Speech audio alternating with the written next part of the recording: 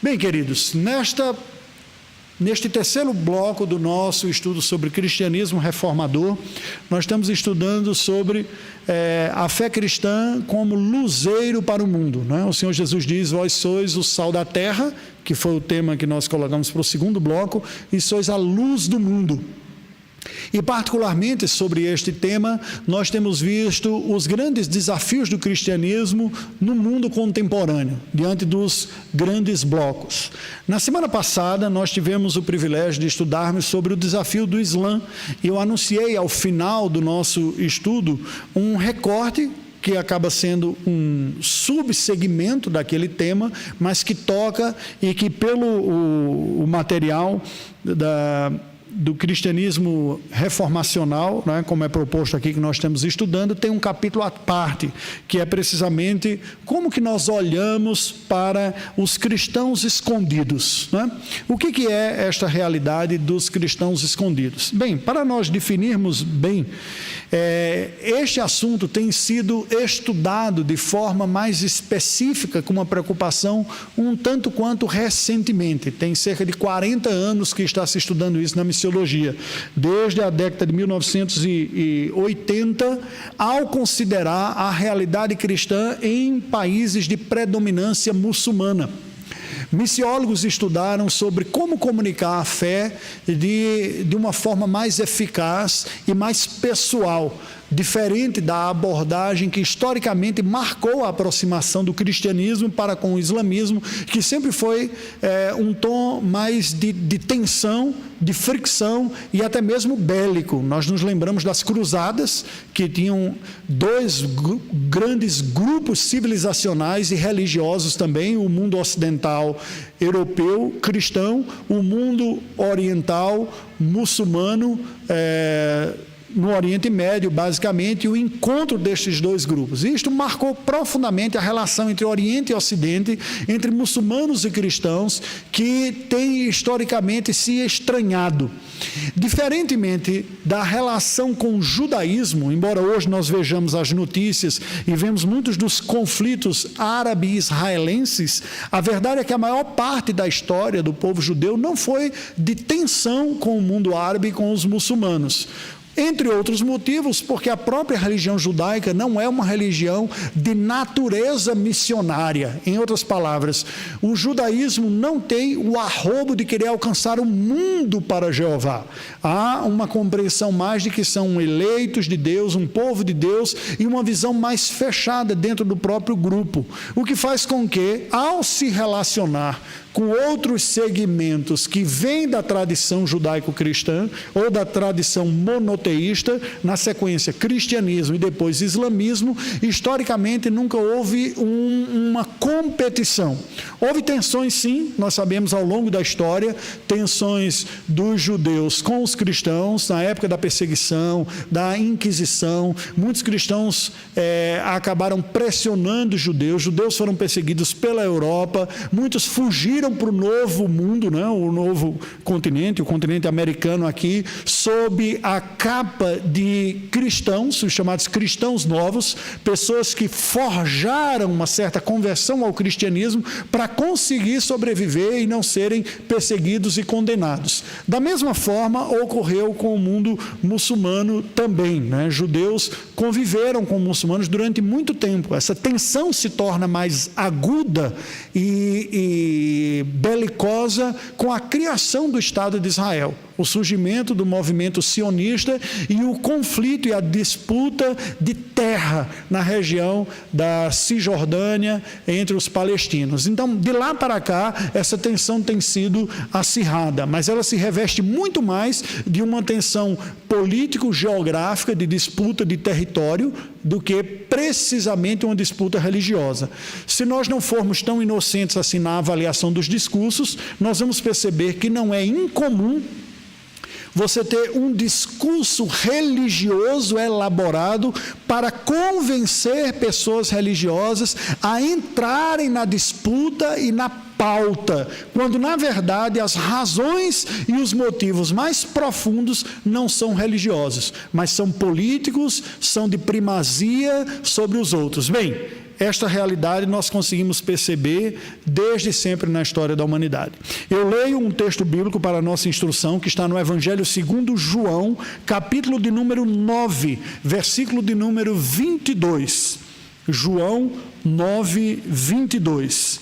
A Bíblia nos diz: isto disseram seus pais, os pais daquele homem cego que havia sido curado pelo Senhor Jesus Cristo.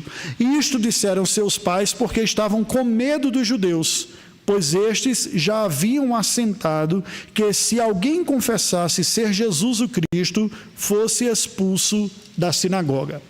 O que nós lemos nas páginas do Novo Testamento é que é verdade que houve disputas religiosas e teológicas entre os líderes religiosos e o nosso Senhor Jesus Cristo, porém, a disputa religiosa era mais a capa da atenção.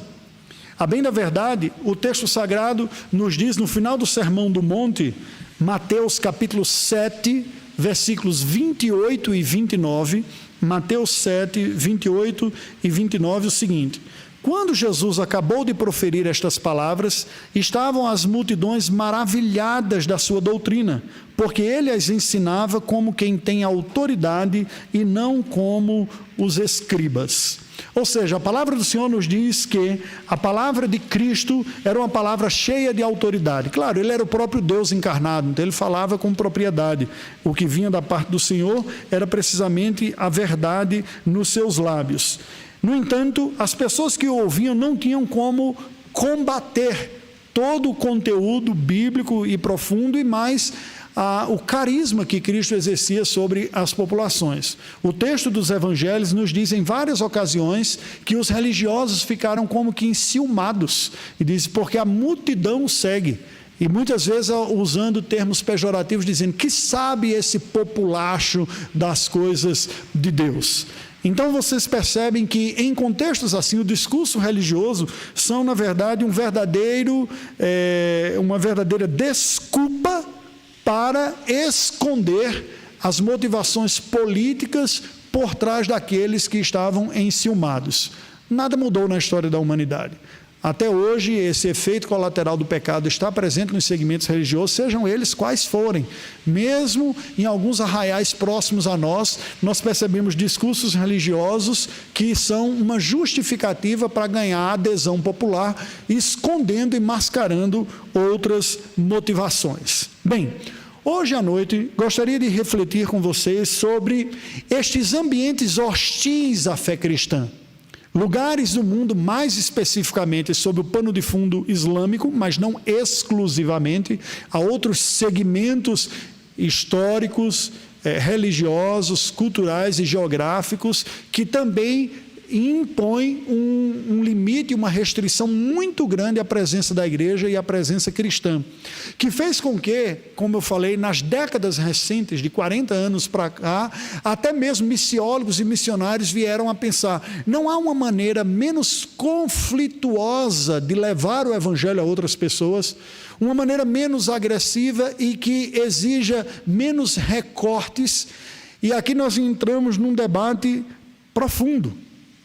Um debate que na missiologia é chamado de cristãos escondidos. Não é? O que são os cristãos escondidos? Mais precisamente são aquelas pessoas que conheceram a mensagem do Evangelho, creram no Evangelho do nosso Senhor Jesus Cristo, mas por uma questão de resistência, de sobrevivência, decidiram não assumir explícita e publicamente a sua fé.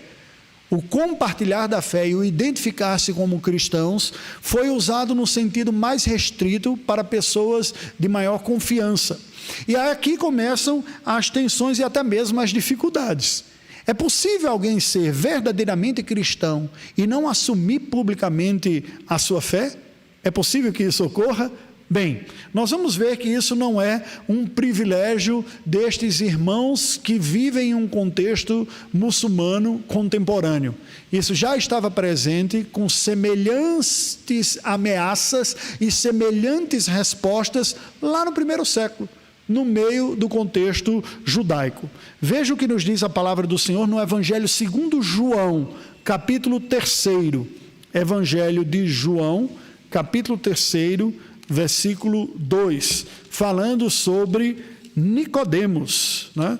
Nicodemos que vai procurar o Senhor Jesus. O texto da palavra do Senhor nos diz, eu leio o verso 1 e o verso 2, versos 1 e 2. João, capítulo 3, versículos 1 e 2, assim nos dizem. Havia entre os fariseus um homem chamado Nicodemos, um dos principais dos judeus. Este, de noite, foi ter com Jesus e lhe disse: Rabi, sabemos que és mestre vindo da parte de Deus, porque ninguém pode fazer estes sinais que tu fazes se Deus não estiver com ele. É muito curioso porque esta palavra elogiosa de Nicodemos para com Cristo foi dito também hipocritamente por outros líderes religiosos para Jesus em outras ocasiões. Pessoas que não estavam sendo sinceras, dizem, sabemos que tu és mestre, e apresentavam pegadinhas tentando ver se o Senhor Jesus saía daquela situação. Não é o caso de Nicodemos. Não é? O debate, a longa conversa de Jesus com Nicodemos mostra a sinceridade da sua pergunta, e é daqui que é retirado o versículo mais conhecido da Escritura, né? Porque Deus amou o mundo de tal maneira que deu seu Filho unigênito para que todo aquele que nele crê não pereça, mas tenha vida eterna. Se você ler o capítulo todo, você vai ver que essa conversa de Jesus com Nicodemos é claramente uma conversa em que Cristo está demonstrando as verdades redentoras do Evangelho que se cumprem nele como Messias, e falando da importância da transformação espiritual ao nascer de novo. Há um ouvinte atento e sincero, porém, alguém que sim sabia das implicações de assumir publicamente a fé em Jesus como o Messias. Pessoa que, por estar na liderança, tinha muito a perder e não estava seguro de tomar essa decisão. Nós podemos olhar para situações como essa e simplesmente dizer, essas pessoas não são verdadeiramente convertidas. Elas amaram mais a glória dos homens do que a glória de Deus, usando uma expressão bíblica para aquilo que o Evangelho segundo João mesmo diz, porque muitos não assumiram publicamente a fé em Cristo Jesus. No entanto, se é verdade que algumas pessoas abrigarem em seu coração um amor maior pelo seu status, pelo seu bem-estar, pela sua boa aceitação social, não assumindo a fé cristã, indo na contradireção da Escritura bíblica, que diz, se ninguém amar a Deus mais do que ao próximo, não é digno de mim, não é? Se não amar, o Senhor Jesus diz, aquele que não amar a mim mais do que o seu pai e a sua mãe, não é digno de mim. Se é verdade que isso vale para alguns, isto não pode ser uma realidade a ser concluída para todas as pessoas. Há muitos que se encontram num processo de crescimento e de desenvolvimento e que abraçam a fé cristã com sinceridade, mas ainda não a têm muito madura dentro de si, ao ponto de dizer, eu me sinto seguro e confiante para dar um passo mais adiante de assumir explicitamente a fé. Isso me faz lembrar de uma conversa que tive com um missionário no contexto do Oriente Médio, quando, juntamente com a minha esposa, nós visitamos alguns campos do Oriente Médio, naquela altura, pensando até mesmo na possibilidade de trabalhar em um desses países, não é? E aquele missionário nos falava de que naquela noite ele tinha recebido a ligação de um jovem que ele estava discipulando, que veio à fé em Cristo Jesus, no contexto de cristãos escondidos, de igreja secreta, numa estratégia muito comum hoje presente em países hostis ao cristianismo, de que nós evangelizamos, primeiro discipulamos a pessoa até elas amadurecerem na fé, para elas só então depois serem introduzidas a uma pequena comunidade cristã e assim começarem a dar o seu testemunho sob a medida de segurança.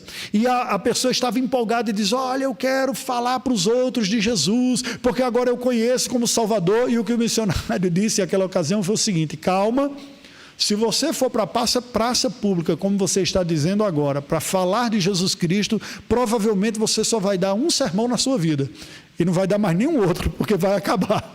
Então é mais prudente que você seja mais comedido, pense e pondere melhor as oportunidades, e aí sim você poderá promover ou proclamar o Evangelho para muitas mais pessoas e muitas mais outras circunstâncias.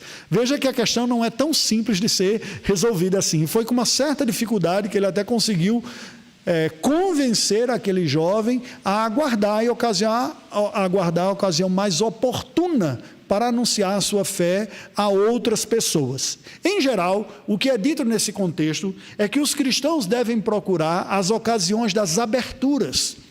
Lembra quando o Senhor Jesus encaminha os discípulos a saírem de 2 em 2 pelas cidades e vilas, e dizendo: ao entrar numa vila, saudai com a paz, e aqueles que forem da paz, que abrirem suas casas, entrem, ceiem com ele e vivam com ele. Os que não forem, não é? Que você sacuda o pó dos seus pés e deixe aquela vila adiante.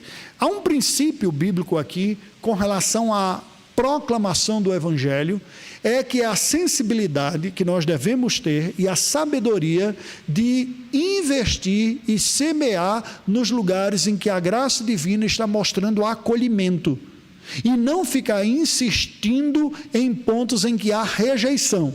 Nós devemos sim proclamar o Evangelho a todas as pessoas, mas a proclamação não é pontual e estanque e universal de uma vez por todas para todas as pessoas. Nós vamos vendo como ocorre esta aceitação. Este princípio tem sido fortemente utilizado em contextos de perseguição. Lugares em que há um acolhimento, você investe mais. É esta a estratégia. Vamos ver um outro texto que está no Evangelho segundo João, capítulo de número 12.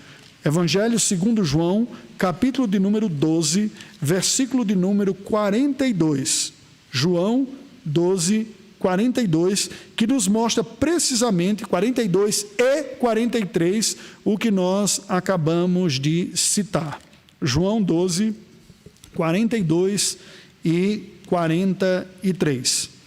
Contudo, muitos dentre as próprias autoridades creram nele, mas por causa dos fariseus não o confessavam, para não serem expulsos da sinagoga, porque amaram mais a glória dos homens do que a glória de Deus.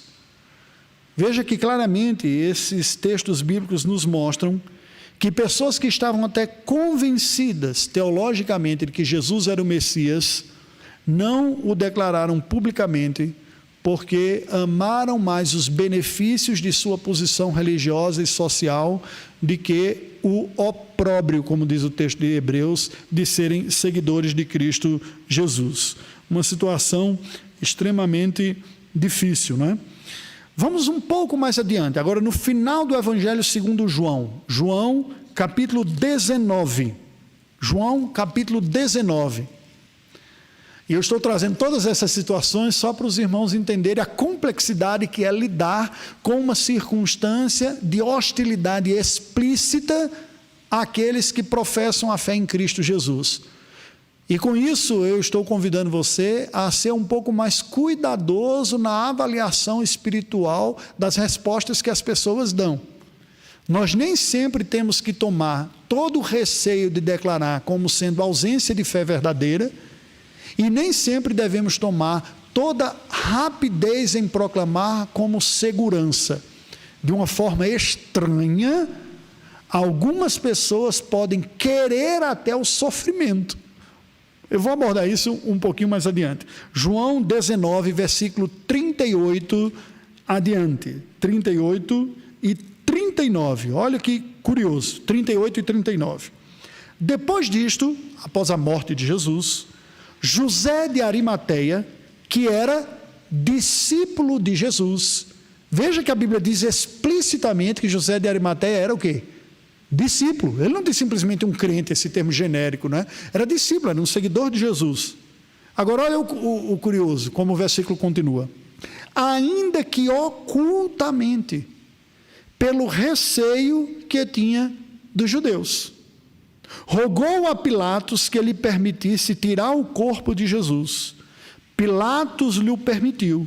Então foi José de Arimateia e retirou o corpo de Jesus. Preste atenção aqui. A Bíblia diz que havia um homem de destacada posição religiosa e social dos seus dias, do Sinédrio, José de Arimateia, que creu em Cristo Jesus e era seu discípulo, era seu seguidor verdadeiramente. Mas era alguém que sabia o preço e o ônus de ser um seguidor de Cristo explícito naquela ocasião, e por isso ele decidiu assumir uma postura mais reservada como discípulo de Cristo Jesus. Não há uma reprimenda explícita da palavra do Senhor desaprovando essa conduta. O que não significa dizer que nós olhamos para José de Arimateia e vejamos nele um grande exemplo a ser seguido. É muito natural nós percebermos que na jornada de fé, todos nós somos chamados a um crescente amadurecimento.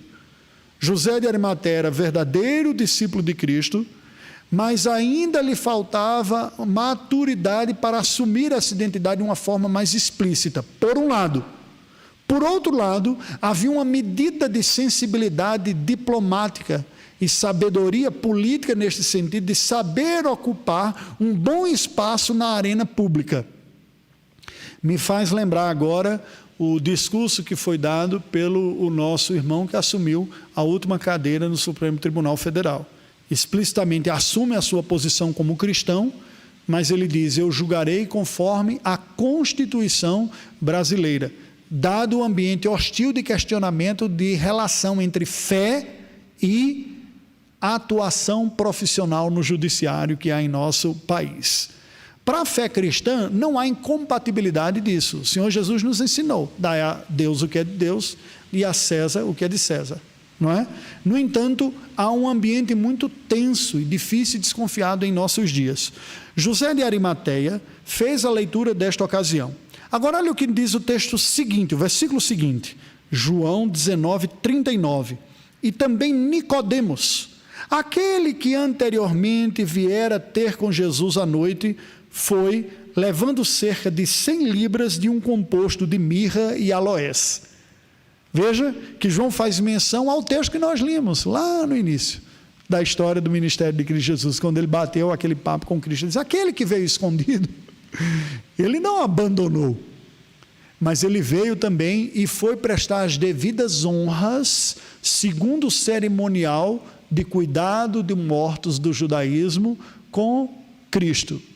Gente, ninguém fazia isso sem uma certa medida de risco de ser tido como os insubordinados que seguiam o Nazareno.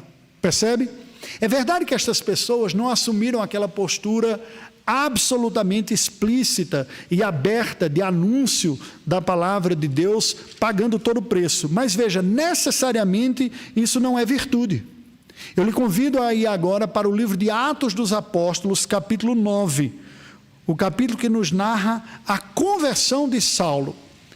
Olhando para a personalidade de Saulo, aquele homem que nunca temeu levar as últimas consequências à sua convicção, ao ponto dele perseguir cristãos por acreditar estar fazendo o que agradava a Deus, ele recebe da parte do Senhor uma reprimenda muito dura. E diz: Saulo, Saulo, por que me persegues? Ele diz: mas quem és tu, Senhor? A quem perseguiu? Eu sou Jesus, o Nazareno. O Senhor Jesus lhe aparece na estrada de Damasco e claramente lhe diz: eu sou Jesus a quem tu persegues. Ele estava perseguindo a igreja.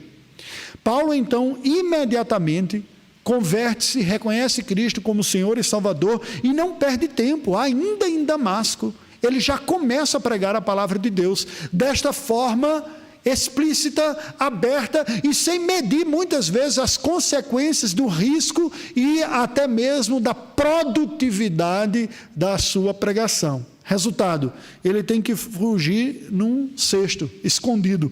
Olha o que vai nos dizer o texto sagrado aí, versículos de 20 adiante.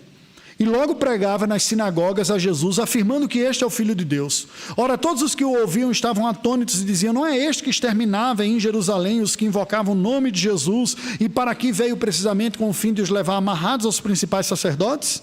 Saulo, porém, mais e mais se fortalecia e confundia os judeus que moravam em Damasco, demonstrando que Jesus é o Cristo. Decorridos muitos dias, os judeus deliberaram entre si tirar-lhe a vida, até o versículo 25. Porém, o plano deles chegou ao conhecimento de Saulo. Dia e noite guardavam também as portas para o matarem.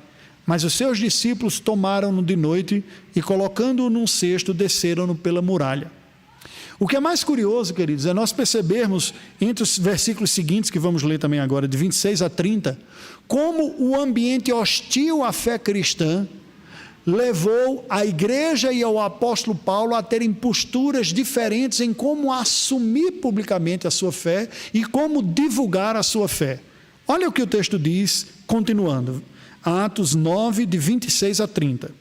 Tendo chegado a Jerusalém, procurou juntar-se com os discípulos. Discípulo é a designação mais básica de cristão verdadeiro, de seguidor de Cristo que o Novo Testamento apresenta.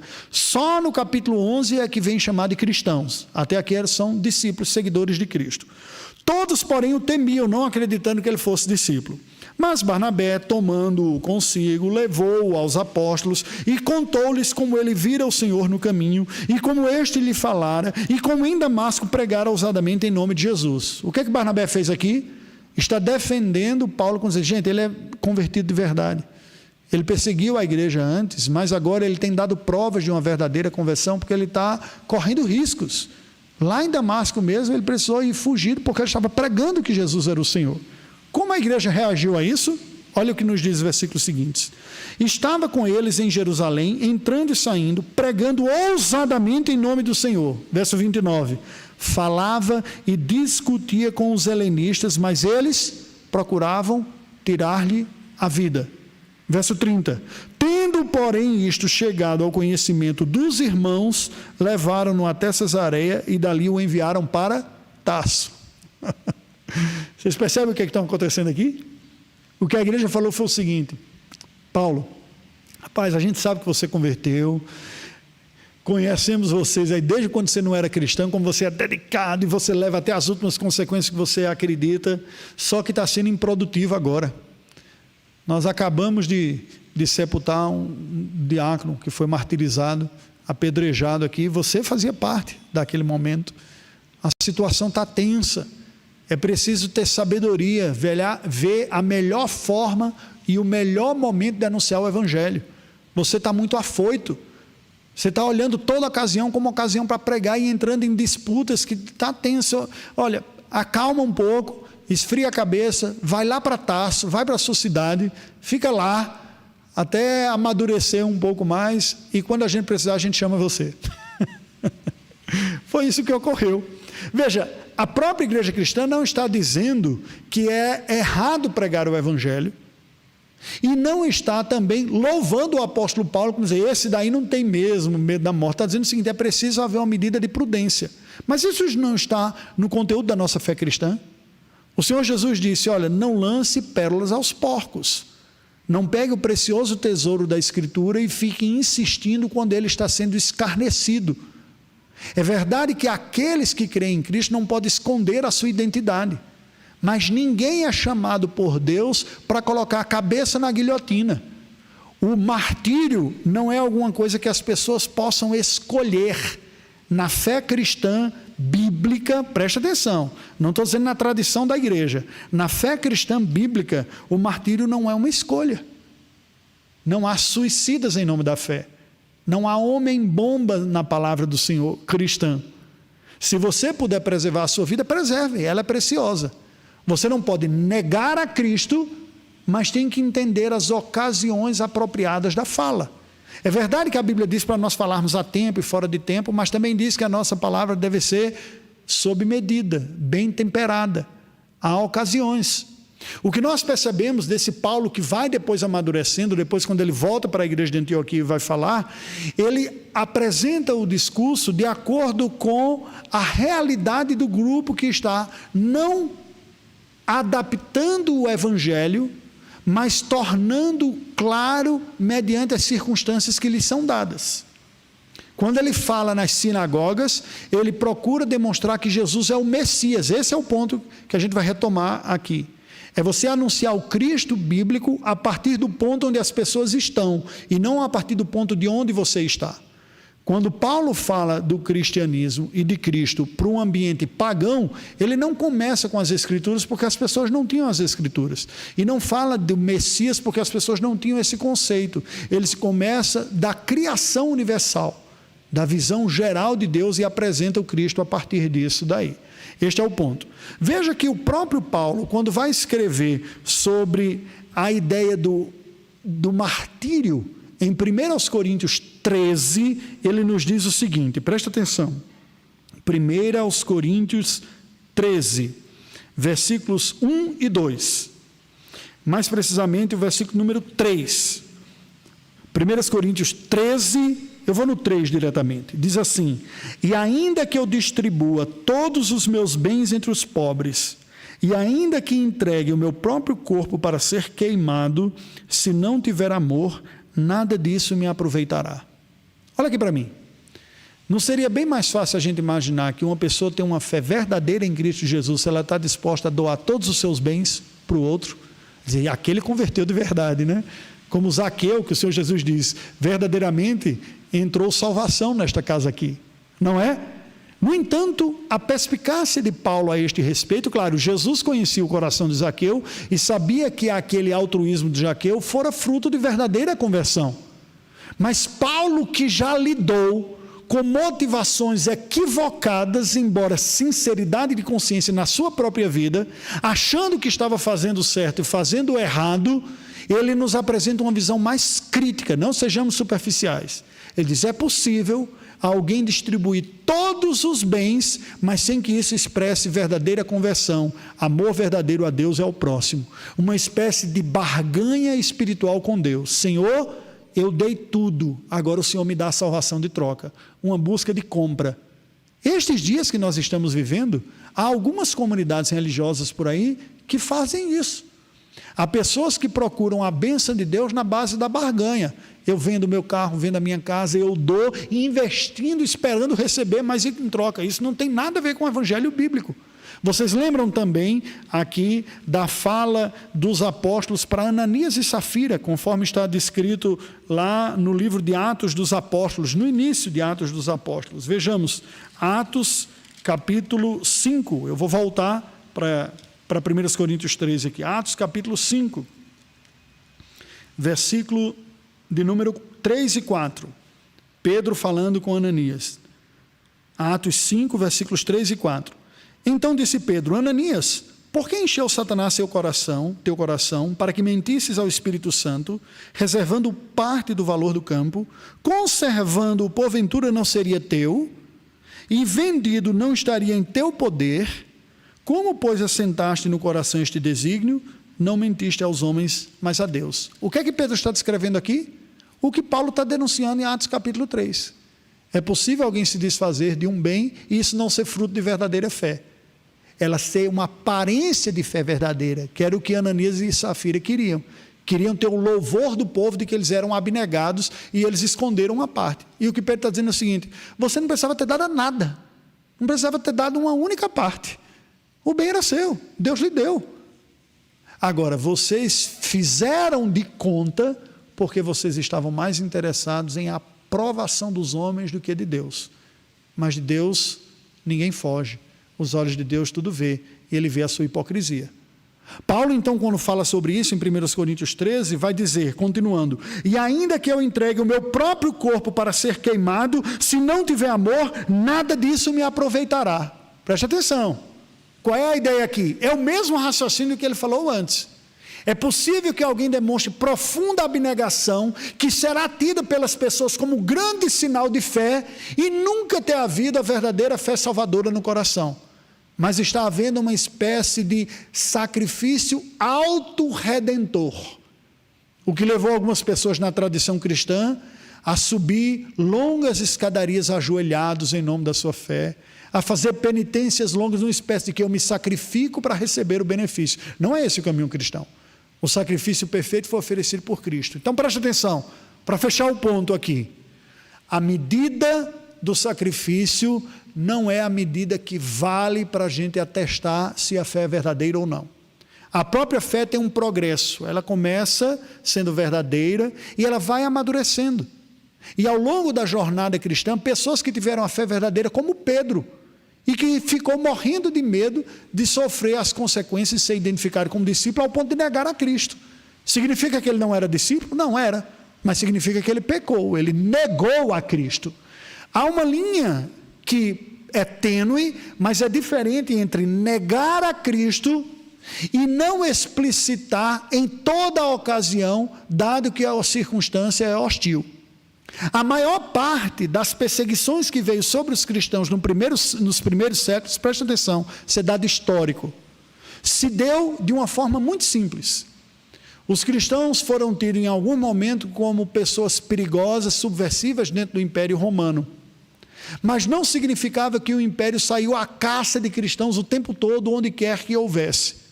O padrão foi, onde houvesse uma certa denúncia, seria checado para ver se ali havia um cristão. E é nestes momentos que os cristãos ficavam diante de negar ou confessar. O que foi que a maior parte dos nossos irmãos dos primeiros séculos fizeram, da igreja antiga? Eles simplesmente respeitaram as ocasiões.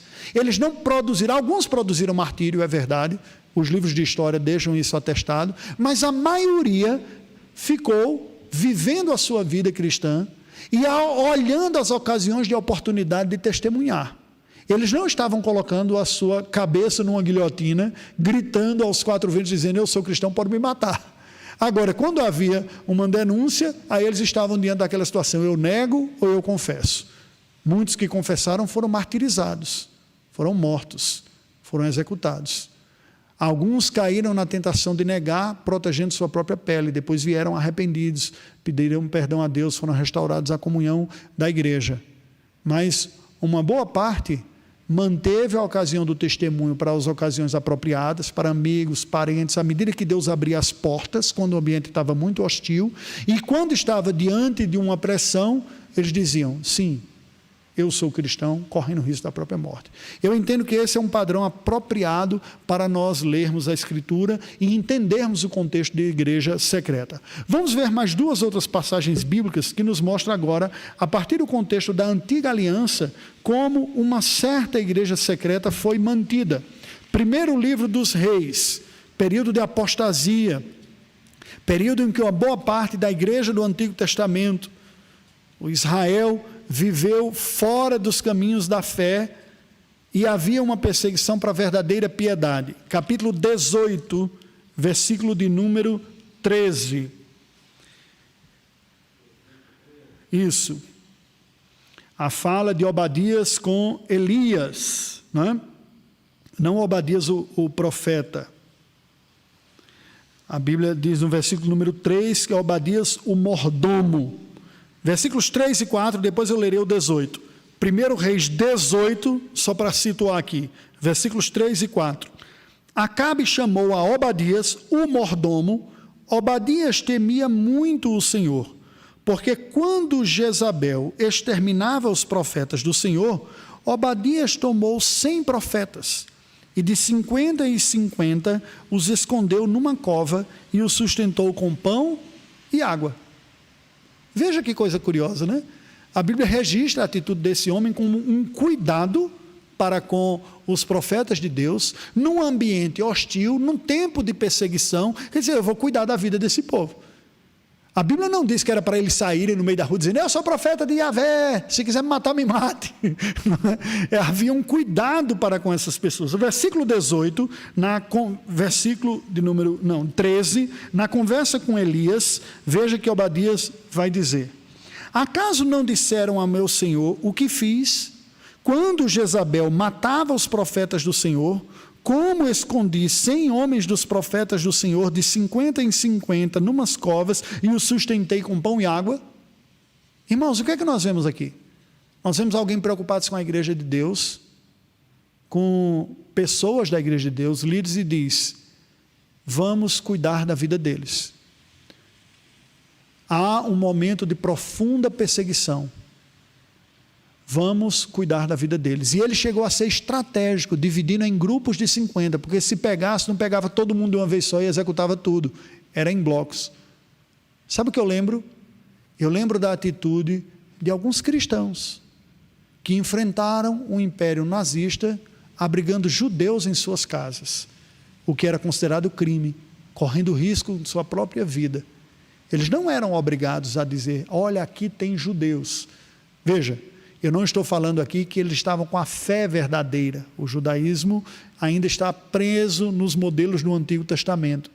Mas o que eu estou falando é que da parte de Obadias há uma atitude louvável de procurar o bem daqueles que corriam risco pela sua própria fé. E assim o fez. Um capítulo adiante, 1 Reis, capítulo 19, versículo 18, nós vemos uma lição importante da parte do Senhor, dada para Elias, que está vivendo uma crise de fidelidade, né? Uma que diz assim, eu sou o único que sobrou fiel daqui. Vocês lembram da palavra, né? Como é dito. E ele mesmo diz isso ao Senhor, né? Em mais de um momento ele diz, Senhor, né? Todos se passaram, só eu fiquei. E como é que está esta situação? Ó, versículo 14, 1 Reis 19, lerei o 14 e o 18, acompanha aí. Elias respondendo a Deus, 1 Reis 19, 14, ele respondeu, tenho sido em extremo zeloso pelo Senhor, Deus dos exércitos, porque os filhos de Israel deixaram a tua aliança, derribaram os teus altares e mataram os teus profetas à espada, e eu fiquei só e procuram tirar minha vida. Aquela crise típica de dizer, eu sou um homem tão bom, o mundo não é digno de mim, eu estou pagando o preço de ser o fiel. Versículo 18, olha o que Deus diz para ele. Também conservei em Israel 7.000, todos os joelhos que não se dobraram a Baal e toda boca que não o beijou. Não são 700, não são 70, nem 7. Elias está dizendo, eu sou o único que sobrou. É verdade que Elias teve uma coragem muito grande, enfrentou o rei apóstata, enfrentou a rainha assassina, mas alguma coisa no seu coração não estava bom. Ele estava achando que era muito bom por tudo isso, como algumas pessoas defendem. E Deus diz, Elias, menos. Você não é o último biscoito do pacote. Você não é o único fiel que tem. Eu reservei para mim 7.000 que não dobraram joelhos diante de Baal. A pergunta é, onde estão esses 7.000? Eles não estavam na praça dizendo, olha, eu sirvo só ao Senhor. Eles estavam vivendo como servos de Deus, mas cuidando da sua própria vida. Certamente eles não estavam negando a fé, Deus diz, eles não dobraram os joelhos diante de Baal, eles não cometeram a apostasia e a idolatria, mas eles estavam preservando sua própria vida. Irmãos, é preciso haver uma certa sabedoria quanto a isso. É fácil nós em um ambiente livre, um ambiente de plena liberdade religiosa, mas não de plena liberdade ideológica e filosófica. Já se sofre um certo preço por assumir fé cristã em nosso mundo ocidental, mas de longe não se corre o risco de morte como estes homens correram e como outros irmãos nossos estão correndo.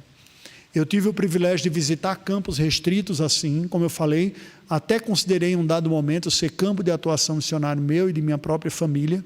O agudamento destes ambientes foi que nos levou a optar por um ambiente menos hostil. Não é? Vocês já me ouviram falar em alguma ocasião, dizendo, eu não tenho vocação para mártir, não é? Eu não almejo isso para a minha vida, eu gostaria de continuar vivo, mas eu tenho amigos que servem em contextos assim.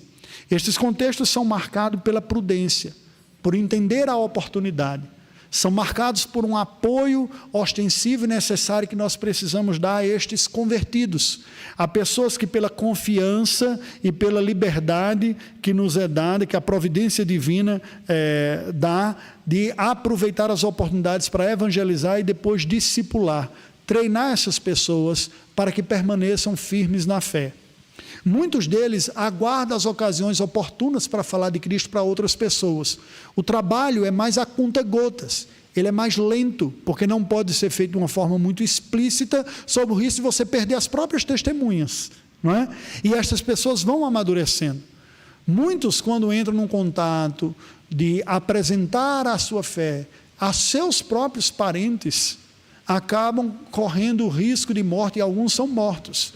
Há missões, para vocês terem ideia, que são responsáveis de remanejar estes irmãos que estão sob ameaça de morte para tirar desses países e lhes oferecer uma nova oportunidade de vida em outro lugar, com nova documentação, dados os riscos. E isto é um caminho legítimo. A semelhança de Obadias, o que Obadias fez com aqueles profetas, juntando em grupos de 50. Qual é o problema que a gente vê aqui? Basicamente, o problema da missiologia está a aproximação que eu devo fazer de outras pessoas da fé cristã é atenuar as tensões que há, porém a um nível legítimo. Alguns chegam à postura extremada de evitar o termo cristão, evitar o termo filho de Deus para Jesus Cristo, porque diz, gera tanta confusão na cabeça dos meus compatriotas muçulmanos do Oriente Médio, e aqui, preste atenção, não é tão simples essa questão não. Para alguém do Oriente, do mundo muçulmano, a palavra cristã não significa o que para nós cristãos bíblicos protestantes significa. Quando eu falo cristão, você entende que é o seguidor de Cristo como Senhor e Salvador da sua vida, que tem a Bíblia como regra de fé e prática, e que, portanto, é chamado para uma vida de santidade e de zelo. Não é assim que você ouve? Para essa parte do mundo, falar cristão significa dizer, cristão é a religião predominante do Ocidente, do imperialismo, que explora as outras nações, que produz os filmes imorais de Hollywood, que leva uma vida promíscua. Cristão significa tudo isso. Aí você diz, não é isso que cristão significa, mas até você explicar que focinho de porco não é tomada, a ideia já está feita aí. Por isso alguns missionários optaram por não usar o termo cristão, porque o sentido interpretado por quem ouve é outro diferente daquele que a Bíblia dá. Percebem qual é o ponto de dificuldade aqui? Alguns preferem usar o termo discípulo de Cristo, voltar para esse aqui. E alguns vão mais adiante e polemicamente se identificam como muçulmanos de Issa, porque na língua árabe, muçulmano significa submisso. Issa é o nome árabe para Jesus. Portanto, aquele que é submisso a Jesus. Isso nos incomoda, né, profundamente, mas muçulmano de Jesus, que negócio é isso? Não é uma mistura, não é? E muitos acabam realmente gerando uma certa confusão. Há alguns grupos mais extremados que defendem a ideia de que a pessoa continue convivendo naquele ambiente, frequentando inclusive mesquitas, fazendo oração do mesmo jeito, mas agora se dirigindo ao Pai, em nome do Filho, na dependência do Espírito Santo. Eu confesso que, de acordo com os meus estudos, isso já é uma postura longe demais, porque ocorre a confusão pelo outro lado, ocorre a confusão das pessoas olharem e dizer, eles são muçulmanos, eles não são os seguidores de Cristo como Senhor e Salvador, percebe? Mas é aquela aproximação pelo outro caminho, dizer, eu vou comendo pelas beiradas até ele perceber quem é Jesus. Há uma certa confusão, há muito debate a este respeito. Tudo isso só nos mostra a complexidade que é atuar em um contexto de profunda perseguição. Alguns pontos, considerações finais para nós terminarmos este estudo hoje aqui. Primeiro ponto é nós percebermos o desafio de pensarmos em levar o Evangelho para um mundo culturalmente e religiosamente muito diferente do nosso. Porque uma boa parte do que esta parte do mundo, especialmente em países muçulmanos, tem como cristianismo, ou entende por cristianismo, não tem a ver com a fé cristã, tem a ver com a cultura ocidental e com o programa de governo e o estilo de vida ocidental. Nós temos que ser mais humildes para perceber que nem tudo aquilo que é a nossa experiência de vida é pura expressão bíblica de cristianismo, que é possível ser cristão com algumas variações do modelo. Por exemplo, a disposição dos bancos, não é? Igrejas que em outros lugares podem se reunir em tapetes, em tapumes, no chão. Isso não vai prejudicar a espiritualidade deles. É uma forma de acomodar-se mais compatível com a realidade cultural que eles têm, né? A disposição que há, entre outros pontos. Outras coisas, postura política. Os cristãos têm que perceber que nós somos chamados para falar de um rei, um Senhor, que é o Deus Todo-Poderoso. Causa muita confusão quando as pessoas do Oriente veem os cristãos sempre afinados politicamente com algumas posturas políticas e ideológicas que comunicam muito mais uma ideia ocidental ou uma ideologia política do Ocidente do que propriamente a fé cristã. O que nós precisamos ver a este respeito? Precisamos falar de Cristo com sinceridade, com habilidade, entender que há uma diferença muito maior entre o islamismo e o cristianismo do que o judaísmo e o cristianismo. Presta atenção. Paulo começa nas sinagogas, porque a sinagoga é a casa do Antigo Testamento. que é a palavra de Deus, anunciando Jesus como Messias, uma palavra que não é comum entre os cristãos, porque diz muito para o judeu, mas diz pouco para o ocidental cristão. É tanto que a gente não anuncia Cristo como Messias, nós anunciamos Cristo como Salvador. Faz muito mais sentido para o mundo ocidental pensar na palavra Salvador, ainda que precise ser explicada também, do que como Messias, mas para o judeu cabe como Messias. Porém, o cristianismo como uma continuidade do judaísmo é muito mais fácil de se entender, e não o cristianismo como um ato contínuo do islamismo. Porque o Islã tem um outro livro, que não a Bíblia Sagrada. São outras categorias que são apresentadas. Não dá para você pegar esta cultura religiosa islâmica e dizer ela é legítima para eu me utilizar para falar de um cristianismo para com ele. Essa é a minha posição. Não é? Eu sei que há visões diferentes, mas nesse ponto eu sou mais conservador. O que não significa dizer que você vai falar para os cristãos nesse ambiente, ficar o tempo todo, em toda ocasião, explicitando. Vamos ver quais são as ocasiões. É necessário falar da filiação divina de Cristo? Isso é um debate importante. Anunciar Jesus como Filho de Deus ou como Deus encarnado, eu penso que teologicamente sim. Porém, não na primeira conversa. Por quê? Porque do mesmo jeito que o anterior, que havíamos dito de termo cristão, a expressão Filho de Deus para o contexto muçulmano não tem o mesmo sentido que para nós cristãos tem. Nós temos a Bíblia, o Evangelho, que diz que quando Jesus se dizia Filho de Deus, ele estava se fazendo igual a Deus. Não é assim que o muçulmano ouve.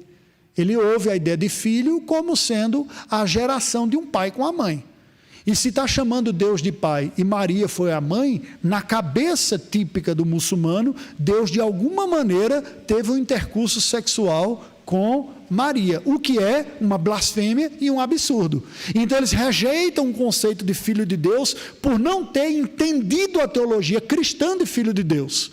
E aí você começa para estas pessoas dizendo, Jesus é o Filho de Deus? Não. Você começa explicando quem é Jesus e tendo tempo para apresentar a visão cristã de Filho de Deus. Percebem um ponto aqui? Que não é uma tarefa simples anunciar o Evangelho para outra cultura ou para outro fundo de religião. Eu acho esse desafio fascinante e morro de saudades desse contexto, não é? De ver esse desafio, porque nós temos que ser cautelosos, dizer toda a verdade, mas a verdade à medida da capacidade de dizê-la. A mesma coisa é o Deus encarnado. Como assim Deus encarnado? Lembra que Paulo falou que ele anunciava Cristo e este crucificado, o que era escândalo para os judeus e loucura para os gentios. Vai na mesma esteira da dificuldade de muçulmanos, hindus e outros tantos. Agora, havia argumentações sendo explicadas. Outro ponto, nós temos que levar em consideração que na teologia cristã, sofrimento faz parte da trajetória de Deus. A cruz precede a coroa. Diferente da teologia islâmica, que vê na humilhação e no sofrimento um sinal de abandono da parte de Deus, a teologia cristã vê um caminho de escolha voluntária, como Cristo escolheu a cruz, de submissão dos piedosos, porque o que está assegurado para o futuro é muito mais glorioso do que a dificuldade presente. Nós temos que preparar os nossos irmãos para o sofrimento, assim como nós devemos estar preparados para isso também. Isso é extremamente importante. Porque se há uma coisa que a igreja ocidental precisa aprender, contemporânea, é que o sofrimento faz parte do bom propósito de Deus. Nós fugimos da dor e do sofrimento e da morte como o diabo foge da cruz. E curiosamente, Deus usou a dor, o sofrimento e a morte na cruz para trazer redenção. Não é à toa. Deus costuma fazer isso. O debate continua. De que maneira nós podemos ajudar os nossos irmãos em um contexto de perseguição? Dando apoio, fortalecendo, capacitando e estando juntos. Esta realidade de igreja secreta continua existindo. Possivelmente hoje, a maior igreja evangélica nacional do mundo já seja a igreja chinesa, porque é a maior população do mundo, 1 bilhão e 400 milhões de habitantes. Não se sabe ao certo quantos são cristãos, estima-se algo entre 5% e 10%. Mas em um universo de 1 bilhão e 400 milhões, 10% já é a maior população cristã no mundo. Pode ser que seja mais. E a igreja é predominantemente, absolutamente, na maioria, secreta, escondida e não estatal. Eu tenho um amigo que tive a oportunidade no ano passado de conversar com ele, recebi sua visita em casa, que serviu um tempo na China e diz, olha, a igreja oficial estatal não tem condições de desenvolver o ministério fiel. É tão fiscalizada pelo Estado em tudo que diz que não dá para desenvolver o ministério. O ministério realmente acontece secretamente nas chamadas igrejas domésticas, que nada mais são, preste atenção, do que a reunião de 2 ou 3 famílias cristãs na casa deles, alternando os encontros semana após semana, devido à fiscalização. Esses nossos irmãos precisam de apoio. A igreja em Cuba precisa de apoio e há uma perspectiva de que nós venhamos também a colaborar, se Deus assim nos der a graça de nos dirigirmos para o campo missionário da América Central no próximo ano que vem. Semana que vem, no primeiro semestre do ano que vem, na semana que vem, nós já vamos concluir essa série sobre o cristianismo reformador e eu aguardo vocês aqui com as nossas considerações finais. Vamos orar ao Senhor. Deus, nós te rendemos graças pela tua palavra, pela tua igreja, pelo teu Espírito, pela verdade, pelos missionários, pelos nossos irmãos que estão em contexto de dificuldade.